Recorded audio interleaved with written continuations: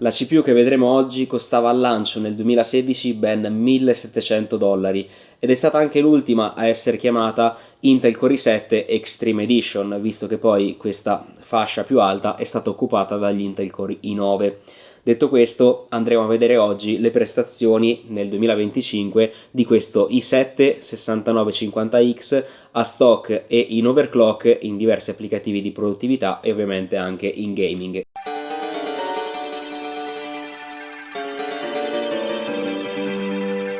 Ciao ragazzi, ciao a tutti e bentornati qui sul canale del vostro Nintendaro pazzo. Oggi siamo qui con questo i7 Extreme Edition, l'ultimo a essere rilasciato prima del lancio dei vari i9, che poi anche quest'ultimi Extreme Edition non esistono più. Però 10 anni fa, circa anche di più, era consuetudine trovare queste build online, anche perché erano diversificate su diverse fasce di prezzo. Beh, questo i7 6950X, neanche a dirlo, ovviamente occupava la fascia più alta e Intel in quell'anno fece una mossa abbastanza diciamo opportunistica, si potrebbe dire, per il semplice fatto che rilasciò questo processore a $1.700 e direte voi magari, insomma, visto che era il più potente, potevano permettersi di metterlo al prezzo che volevano. Effettivamente è vero, però fa un po' strano perché tutte le CPU Extreme Edition uscite fino a quell'anno, e si parla già dai Pentium 4 Extreme Edition del 2005, anche prima, in sostanza questi ultimi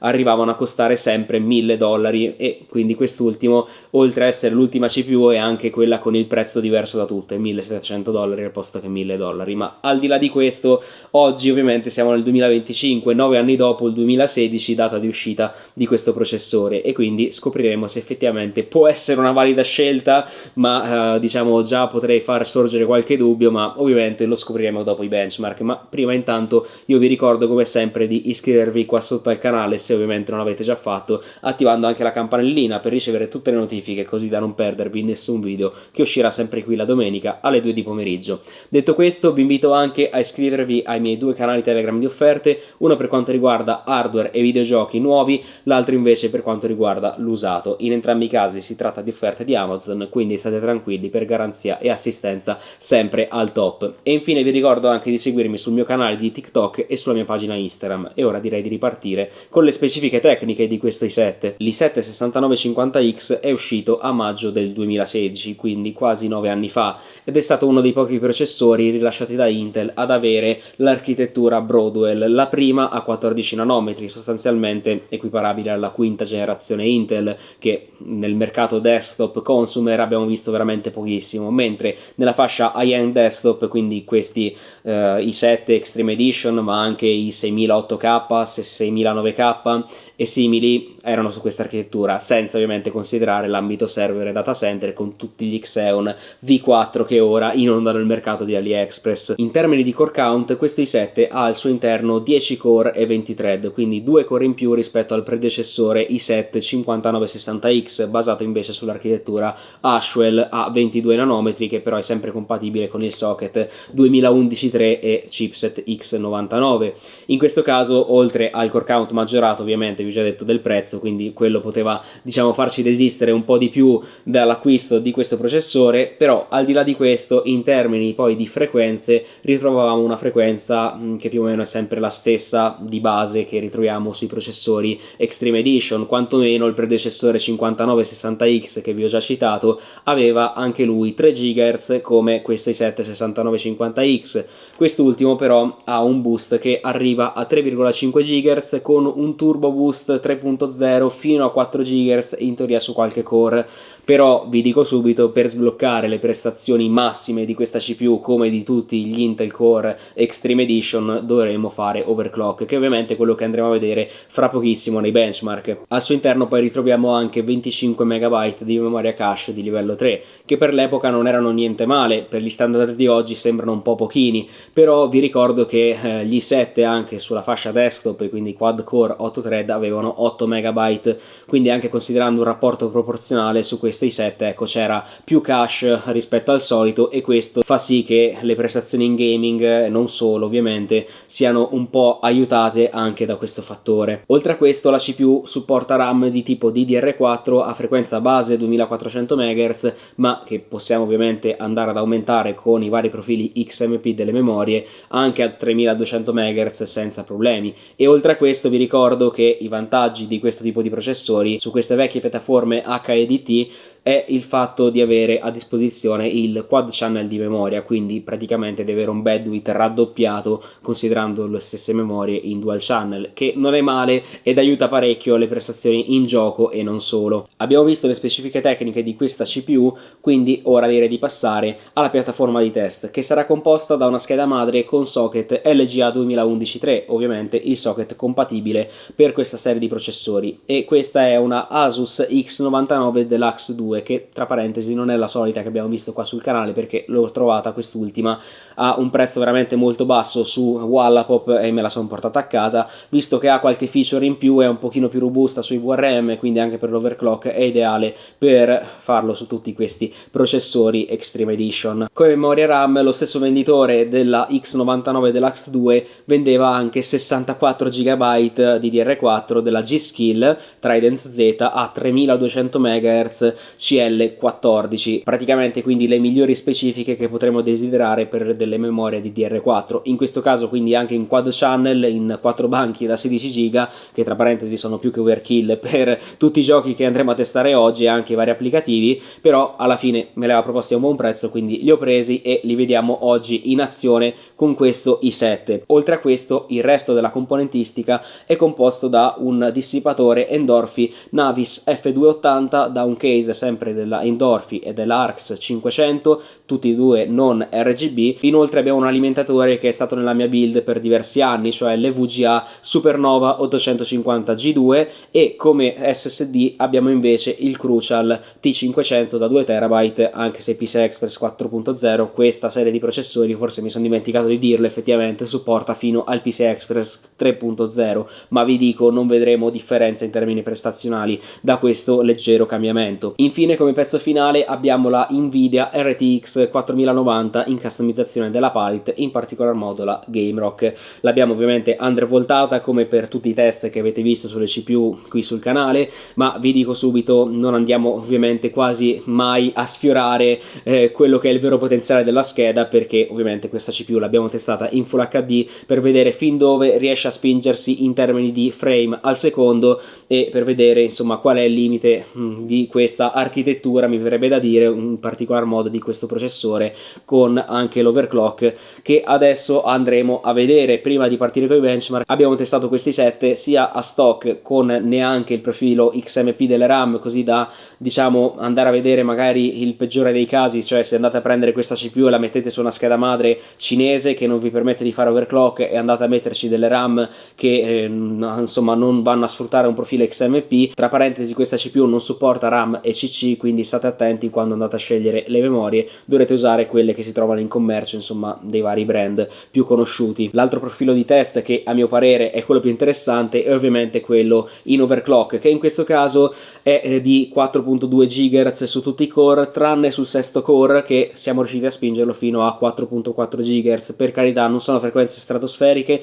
ma questo è dovuto al fatto che è una CPU con tanti core su un'architettura che non si overclockava a frequenze esorbitanti e che probabilmente questo non è un sample eccezionale, quindi la somma di questi fattori porta a queste frequenze. Vi dico perché un core in particolare a 4.4 GHz, per il semplice fatto che Intel di fabbrica andava a testare queste CPU e vedeva qual era il core che diciamo saliva meglio in termini di frequenze, e poi ve lo va a segnalare a livello di BIOS, cioè dal BIOS della Asus X99 Deluxe 2 sono riuscito a vedere che il core 6 sostanzialmente aveva un asterisco, e voleva dire che quindi quel core in particolare riusciva a spingere di più, e per questo insomma abbiamo impostato questa frequenza frequenza un po' strana di 4.2 e 4.4 GHz. Ovviamente vi dico, l'overclock da CPU a CPU cambia perché possiamo avere un esemplare migliore o un esemplare peggiore, ma ovviamente se sapete cosa state facendo sicuramente non seguirete il mio consiglio ma farete per conto vostro. Al di là di questo direi che ora possiamo partire con i benchmark e poi per le considerazioni finali di questo video e di questo i7 6950X. Partiamo come primo benchmark con Cinebench R23.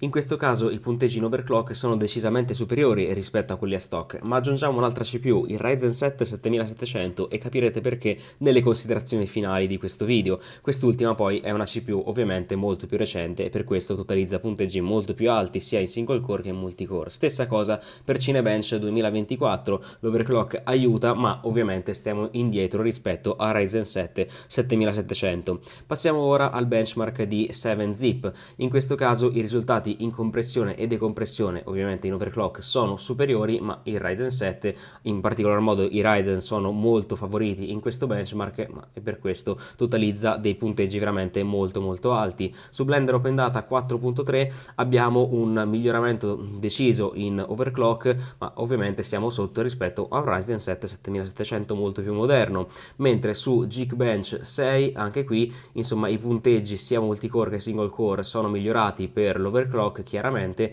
ma siamo sotto ovviamente al Ryzen 7 7700. Su V-Ray 6 stessa cosa, l'overclock porta dei risultati decisamente superiori allo stock, ma ci posizioniamo in questo caso più o meno a metà rispetto al 7700. Su Corona 10 benchmark con l'overclock raggiungiamo i 4 milioni e mezzo di raggi al secondo e ovviamente sotto i 6,2 del Ryzen 7 7007. E ora passiamo ai giochi. In questo caso Control abbiamo dei risultati che in overclock sono molto positivi, ovviamente sotto al Ryzen 7 7700, ma ricordiamo che questa è una CPU uscita nel 2016. Su Alan Wake 2 Full HD, DLSS Quality e settaggi di Digital Foundry, anche qua l'overclock che cambia veramente l'esperienza di gioco, rimanendo però comunque sempre sotto il Ryzen 7 molto più recente. Passiamo ora invece a Death Stranding, testato sempre in Full HD e settaggi maxati. Da 120 fps a stock passiamo a 164, quindi niente male,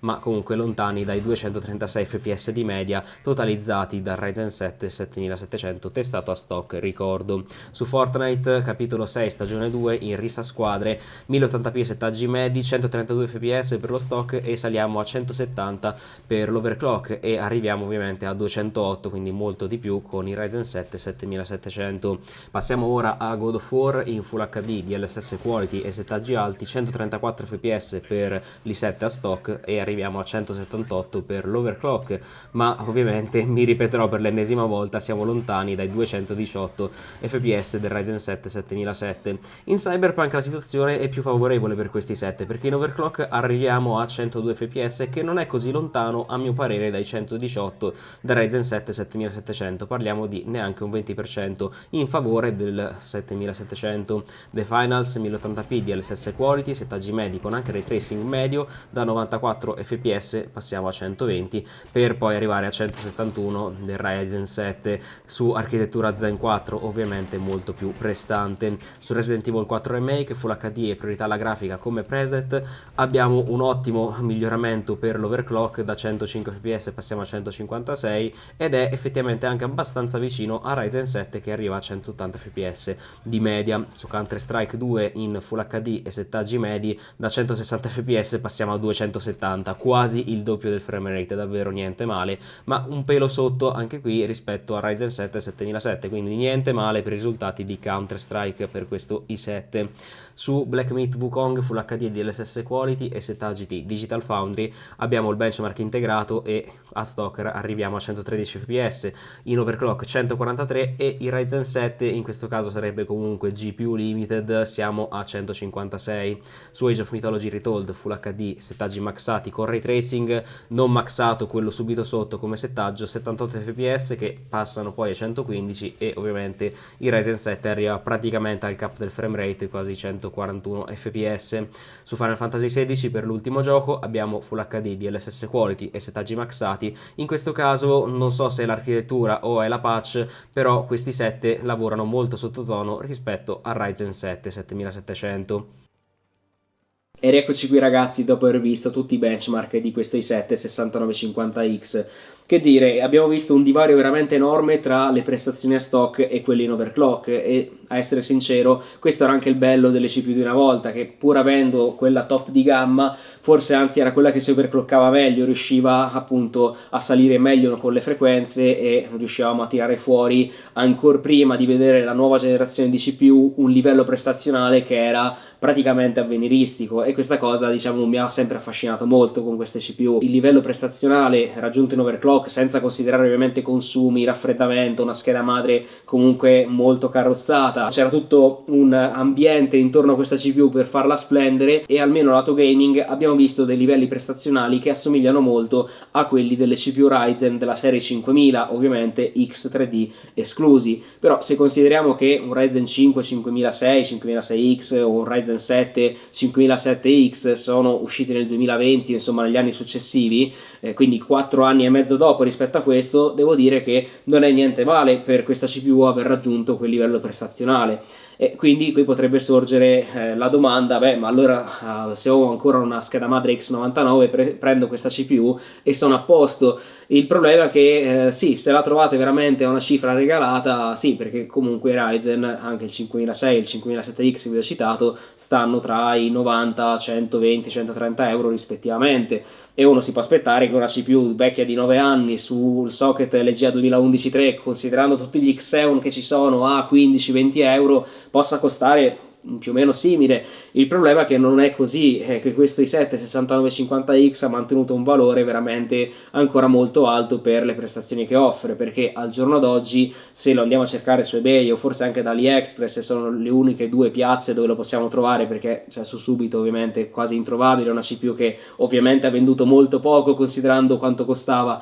al lancio, lo possiamo trovare per 170-180 euro, che non serve che ve lo dica, ma è una cifra abbastanza fuori mercato, per il semplice fatto che su questa stessa fascia di prezzo ritroviamo processori ben più recenti, ben più potenti come il Ryzen 7 7700, che da AliExpress lo paghiamo 165 euro, dogana inclusa, spedizione inclusa. Quindi sì, parliamo di una CPU, il Ryzen 7 7007, su un socket diverso da questo, però se siete degli utenti che hanno ancora come piattaforma principale la X99 nel vostro computer, comunque mi viene difficile da raccomandarvi questo i7, nel senso che sì, se lo trovate a poco ci può ancora stare, ovviamente dovrete un minimo overclockarlo perché a stock sennò avete prestazioni comunque molto sottotono. Alla cifra che costa attualmente 180 euro fate prima veramente a rifarvi tutto il computer. Per questo motivo non mi sento di consigliarvi questo i7 6950X per utilizzo quotidiano, insomma, di andarlo a prendere così com'è. Quindi sì, se ancora volete andare su una piattaforma X99, cercate magari un upgrade anche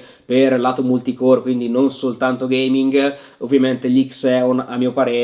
svolgono un lavoro migliore, li abbiamo visti qua sul canale l'anno scorso, soprattutto anche lo Xeon 2699V3 o il 2697V3 sono dei processori che per carità offrono lato gaming delle prestazioni più basse rispetto a questo i7, per carità sì, però ovviamente costano una frazione e comunque si difendono molto bene in multicore, e anzi in qualche caso probabilmente battono anche questo i7. Quindi piuttosto, se proprio volete usare ancora questa piattaforma, consiglio di andare a prendervi uno di questi processori Xeon. Per tutti gli altri ovviamente vi consiglio di andare o sul socket M4 se già lo avete, quindi utilizzando un upgrade